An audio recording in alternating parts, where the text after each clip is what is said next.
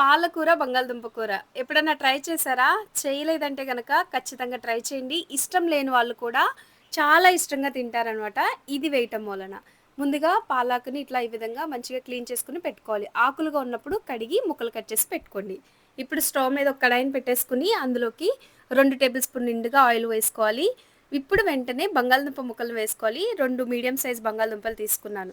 బంగాళదుంప ఇలా వేయించి చేస్తే టేస్ట్ బావుంటుందండి. నార్మల్‌గా కూడా వేసుకోవచ్చు.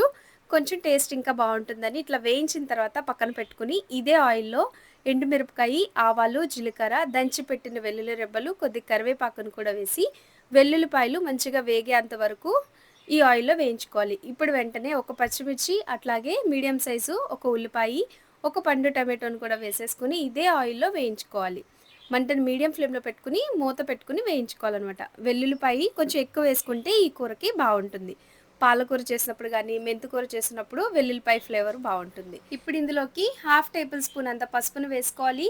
ఒక టేబుల్ స్పూన్ అంత కారం సరిపోతుందండి. ఎండుమిర్చి, పచ్చిమిర్చి వేసాం కాబట్టి చూసి వేసుకోండి.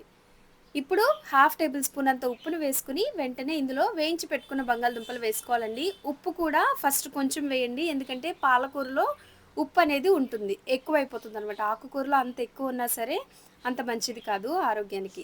ఇప్పుడు కట్ చేసి పెట్టుకున్న పాలకూరను కూడా వేసేసుకోవాలి. పాలకూర ఏ ఆకుకూర అయినా సరే ఆకులుగా ఉన్నప్పుడు కడిగిన తర్వాత మాత్రమే కట్ చేయండి. కట్ చేసిన తర్వాత మనం కడిగామంటే దానిలో ఉన్న పోషకాలన్నీ పోతాయనమాట. చూసారు కదా! ఇందాకడ గిన్నె నిండా ఉన్న పాలకూర కొంచెం అయిపోయింది. ఇప్పుడు టేస్ట్ చూసుకొని, ఇప్పుడు సరిపోయినంత ఉప్పును కూడా వేసుకొని, ఒక చిన్న టీ గ్లాస్ అంత వాటర్‌ని పోసుకోవాలి.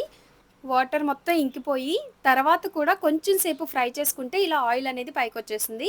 ఇప్పుడు స్టవ్ ఆఫ్ చేసేసుకొని సర్వ్ చేసుకోవటమేనండి. రైస్, రోటీ దేనిలో కన్నా బావుంటుంది. ట్రై చేసి కామెంట్ చేయటం మాత్రం మర్చిపోమాకండి.